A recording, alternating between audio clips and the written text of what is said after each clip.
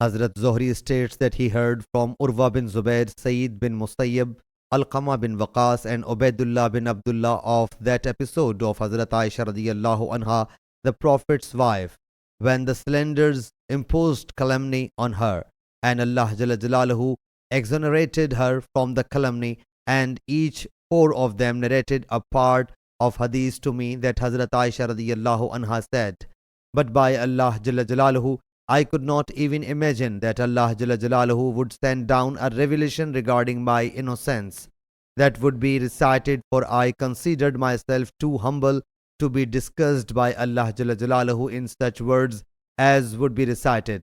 But I hoped that Allah's Apostle Sallallahu Alaihi Wasallam would be shown a dream while he is asleep, and thereby Allah Jalla Jalaluhu would establish my innocence. But Allah Jalla Jalaluhu revealed 10 verses.